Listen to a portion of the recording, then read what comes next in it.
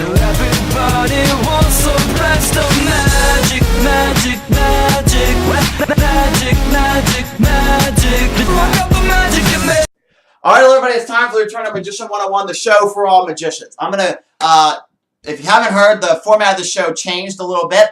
The format now is where you ask your burning magic questions about any magic news, about anything you want to know about my performing, struggles you're having in your performing. If you want to know more about a certain trick or a product, I'm more than happy to do that as well.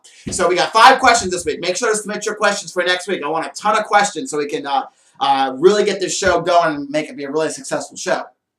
All right, so the first question comes from Devin McBain, and he says, what do you use for a magic case? Well, Devin, the answer I'm going to give you is for close-up, straight, and walk around. I will use the briefcase table by JL. Now, there is so much to review with that table. I can't review it right now. I've done a review of it, though, for day 108 of the Magic Challenge. Go check that out. And coming up soon, I'm going to do a review of the Joe Leffer suitcase table. That review is coming up very, very soon, and that's what I use for stage and kids shows, the Joe Leffer suitcase table. And I'll do a full review on that coming up very, very soon, hopefully in the next week. All right. Manny Quazetta asks, which magic gags do you think are the best? Now, I'm going to turn my fan on here because it's getting a little warm in here. The Manny Quazetta wants to know about magic gags, not like whoopee cushions or anything like that, but like tricks like the long card. That's what he wants to know. My favorite magic gag is the 52 card on 1. I do love the long card too, though. The one where you have, actually I have it right here. I should have it ready, but I don't. The long card where, whoops, wait a minute. You show, you have 2 spectators choose a card. You show the first prediction, it's right, and then you say, I can fix it for the next one, and you show the 8 of hearts on the other, down on the other end of the long card. A really, really great gag, but the 52 card on 1 is my favorite. My favorite 52 card on 1 revelation is the Wizard product review hated this one, but it was the Gypsy Curse. Or no, I'm sorry, not Gypsy Curse. This one. Oh gosh, I can't. All the registers just went to 0. The lights are on, but no one's home. Oh my gosh, fortune teller prediction. There we go. They hated this one. I like this one. I think it's great. Because you talk about how you went to a fortune teller 10 years ago or last week or whatever, and then, you know, she gives you instructions to have somebody choose a card. They choose one, you pull the photo out, and it's all 52 cards. Your spectators get a little bit of a chuckle out of that, and then they say, no applause. Okay, turn the card over, and it's their card on the back. It's a really great gag. 52 card on 1 is one of those ones that gets a really good chuckle in my shows, but, you know, it's kind of those cheesy chuckles, like, kind of deal.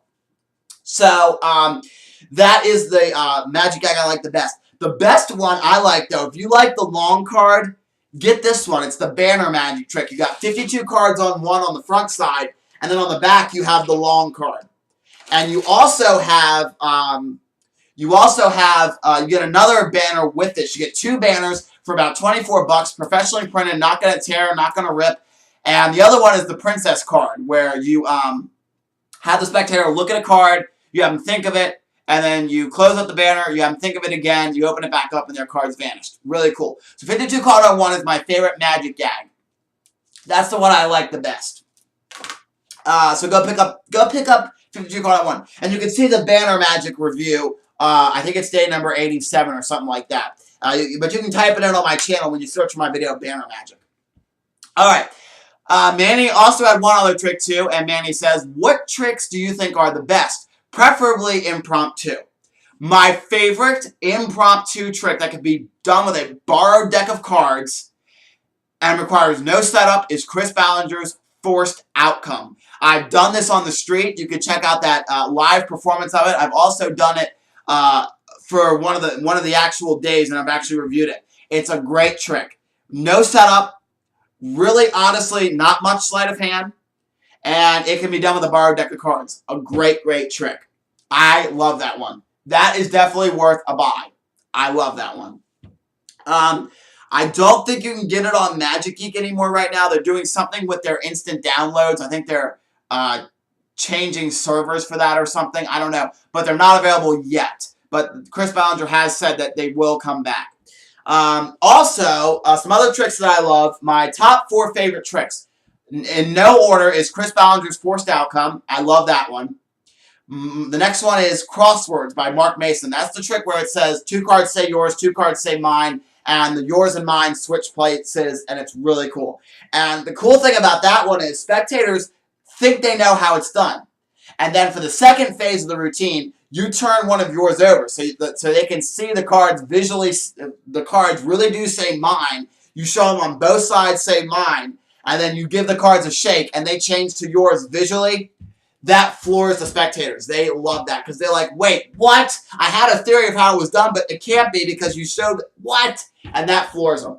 Another one I like is Chad Long's Flash. Chad Long's Flash. That's a really great one where you take USBs, you do a color-changing knife routine with them, and then at the end of the color-changing knife routine, you take the black flash drive and it becomes really, really big. It becomes a big one. It's a really, really great trick.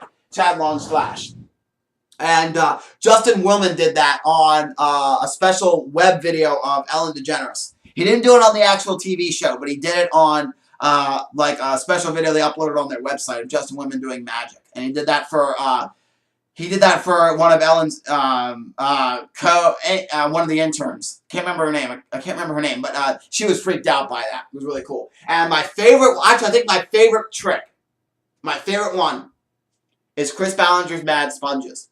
Now, Manny, I know that something's happened with your Mad Sponges set. I'm still talking to Chris Ballinger about that. He has not yet responded back. I sent him another message asking him about it, so we'll see what happens. But Manny has actually lost his Redbird, so I'm trying to see what Chris Ballinger will do for him, if anything. So we'll see what happens with that. But I haven't gotten any information about that. But Angry Sponges, people love this one because of the fact that when you take these birds and you start pulling them out of the game, and you pull the red bird out of your phone, and then you start playing an actual game of Angry Birds with these sponges, people love them. Because when I pull this red bird out, they're like, oh, cool. Oh. They just get like, oh. They're like so awesome to see a live red bird. And then I'll say, hang on to that, check that out. And I'll let them feel the red bird and check it out and see it's an actual physical red bird. And then I'll pull out the green pig. And they just love seeing Mad Sponges.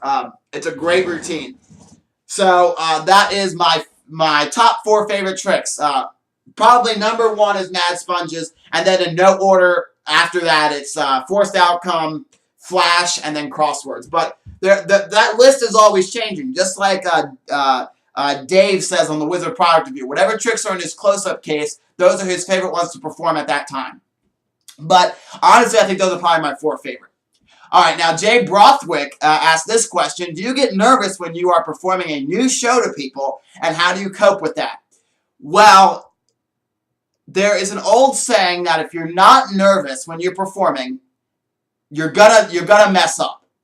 And now they're not saying you need to be like super nervous, butterflies in your stomach, getting ready to throw up kind of nervous. But if you need to have a little bit of nervous when you're like getting ready to step out on stage or getting ready to step out and start your street show or whatever. You need to be a little nervous because the nerves are going to fuel you to do better. The little nervousness you do have. Now, you don't want to be up there like hands shaking, body trembling. You don't want that. But you do want to be like, you know, in your stomach, you want to feel a little bit of those butterflies, like maybe two flying around in there, not 200. Like 2 flying around there, you're a little nervous, but you're also excited at the same time. Because your nerves are going to get your adrenaline pumping, which will get you more excited and more in the zone to do your magic. But if your question's kind of vague, Jay, so I'm going to say that you have like stage fright. Like you have really bad stage. I'm gonna assume that's what your question means. Not that you have it, but that's what your question's insinuating. If you have really, really bad stage fright, what I used to do, because I used to be, when I first started out in magic, I mean, I would be terrible. My hands would be trembling. My body would be shaking. I mean, sometimes I couldn't even speak. Like, my mouth would be like, blah, blah, blah, blah, or like, my mouth wants to say things, but my vocal cords won't project them. That's how nervous I was. I've learned deep breathing exercises, and this is really, really good to do. Before you go out on stage, and for anybody who might have stage fright, whether you're a magician or you're a musician or a dancer or whatever, this will help you if you get really, really stage fright, or even if you're public speaking. All you do is before you go on, you stand there, or you can sit in a chair, whatever, and you deep breathe. You breathe in through your nose and out through your mouth. It looks something like this. You breathe in and breathe out through your mouth. Excuse me, just like that. Breathe in, breathe out. Breathe in. And what that does is it will get your heart rate down and your nerves will stop. And it really does help to deep breathe like that. Just go in through your nose and out through your mouth. Most people go out through their nose when they inhale and exhale. Exhale through your mouth. And it really does calm you down. And this actually will work in any situation where you're nervous. Even if you're like getting ready to take a test or something like that, you'd still do that. You breathe in and breathe out. And it gets your heart rate because your heart has to help you deep breathe. And it really gets that heart rate down. And it really does help. So if you get really stage fright, just do that. And also, what I've also found for some people is if they recite a mantra over and over again, it helps them too. Like, I know when I first started driving a car, I was freaked out because I thought I'd get into an accident. I did my deep breathing before I left my house. When I first started driving, I did deep breathing, and I kept saying in my mind over and over again, it's going to be okay, nothing bad's going to happen. And that's another thing to also tell yourself too. Nothing bad's going to happen. If you get out on stage, no saber-toothed tiger is going to jump through the window and start attacking you. There's no saber-toothed tigers in the room. Very, very important. So when you're out on stage and you're getting ready to go out on stage, do your deep breathing exercises, and in your mind, keep saying over and over again, there's no saber-toothed tiger. There's no saber-toothed tiger. Nothing's going to jump in and attack me. It's going to be fine. My show's going to be good. As long as you practice your stuff. That's also important. If you're a magician, practice your stuff. And if you practice enough and you're really good, nothing bad's going to happen when you walk out on stage. But if it's your first time walking out on stage, that is going to be nerve-wracking, and your deep breathing exercises may not help you if it's your first time. But if you're still getting a little stage fright and it's like your 20th time, just deep breathe and keep going over and over again in your head. This is what's going to happen. Nothing bad's going to happen. It's going to be a great show. I'm a really good magician. Just keep talking yourself like that. All right, and final question comes from Mr. Tadpole 221. How do you approach a stranger on the street or school campus without being cheesy? Well, that style of street magic is called blaining it in the magic community. Like David Blaine, you're blaining it, where you go up to somebody. I don't have my deck of cards. Poo. But you go up to somebody and say, hey, do you want to see a card trick? That is what you'll do when you're blaining it. Real live buskers, if you're going on the street and trying to make money, buskers won't do that. They'll try to draw a crowd. So I'm going to do both. First, the busking aspect. There's many ways to busk and to draw your crowd in. Some buskers will do the blaining method at first, where what they'll do is they'll, try to find a group of people and they'll do a card trick for them, but they'll pull people in. Like they'll do a card trick for their first trick, and as people walk by, they'll say, okay, now remember her card. Remember her card. Hey, you, remember the card, as they walk by. And most people will stop because they've seen the card and now they're invested. Some magicians will start shouting things. Like when I do my street magic and I'm allowed to shout. Some places like my farmer's market gig says I can't do my entire street magic show the way I want. People have to come up and see magic and I'll ask them that way. I'll do blaining it that way. I still can get tips for my street magic that I do, but I can't be really loud and shout, 5 seconds till showtime or whatever. Some things that I'll do when I'm on the Ocean City Boardwalk, I'll say the next magic show is really good. I should know. I've seen it before, and people get a chuckle out of that, and some of them will even walk over. So that is actually really, really good. You could say things like, the next show begins in 50 seconds or whatever. I like to throw humor in it, though. Like when I'll say the next magic show is really good, I should know, I've seen it before, because people chuckle. And they'll know that it's going to be a funny show when I throw a joke in there. Another one I like to use is This has been voted, like, let's say I'm performing on the OC Boardwalk. This has been voted Ocean City's best magic show. Well, my mom said that, but that's besides the point. So I'll use some kind of joke, and I'll even sometimes will say, 50 seconds of the next show. Some magicians, such as a magician I know called Jimmy Talks a Lot, he has this stick. Let's say this is his stick. He'll bang the stick on the ground, and he'll say, "Watch the stick! Watch the stick!" And he'll do like a stick vanish. Well, he'll take like his stick, he'll vanish it, make it reappear, that kind of deal. That was terrible. I don't do vanishes of pens very well, but he'll do something like that in his to start off his show, and he'll draw a crowd that way. If you want to blame it, like your question is kind of leaning towards, like your Mr. Tadpole, your question's kind of leaning towards more of the blaming it style. What I've found is you need to find the right group of people. Never ask one person to see a magic trick, because most of the time you'll get a no from them. What I like to do is find somebody who is a group of people, 3 or more people, because somebody in that group is gonna say, when you say, now I don't really like asking, do you want to see a magic trick? I'm gonna tell you why in a minute. But if you get a group of people, somebody in that group's gonna say, I want to. Come on, let's watch, guys. Come on. I bet this is gonna be really cool. Some of the ways that I like to ask people when I do the blanding it style is I don't like to ask open-ended or closed-ended questions. Closed-ended questions are where they have to say yes or no. And if you ask closed-ended questions, most of the time you're going to get a no. Like if you say, hey, do you want to see a magic trick? Most of the time they're going to be like, no, sorry. They're going to say, no, I'm busy. You want to ask open-ended questions or make an observation like, hey, I love your dress, or hey, I love your shoes, or I love, or isn't it a glorious day out? And normally when I'm asking people these open-ended questions, I'm doing a trick as I'm doing it. I have a trick in here. And actually, Manny, if you're still watching this video, even though I answered your question, this is another gag I really like, the electric deck, where these cards are all strung together.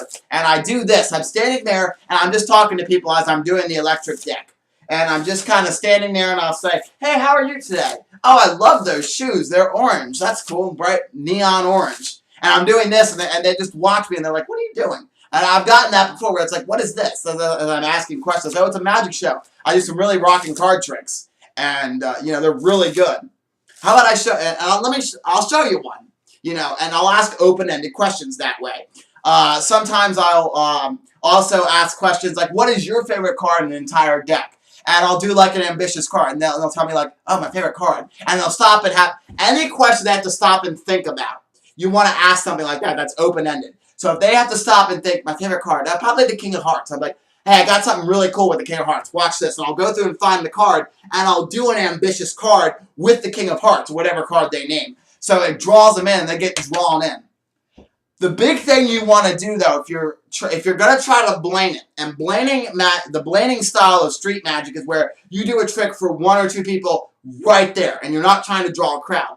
If you are doing a street magic show and you want to try to draw a crowd, if you're doing a card trick like an ambitious card or Chris Ballinger's Forced Outcome for the first trick, you want to make sure that when they select a card, you say, okay, oh, you look at it too. Oh, you make sure you see it too. And that way, and if somebody's walking by and let's say they're looking at the card and they're holding on to it, you can say, oh, show those people too. They're walking by, show them.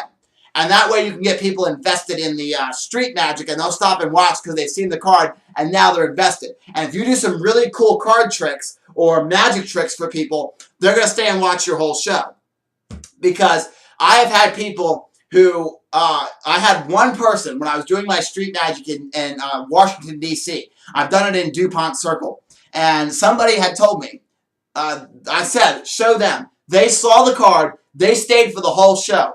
And they threw money in my hat, and afterwards they were like, I am so late, I gotta go. It's like they told me I didn't want to stay and watch, but the show was so good I had to stay.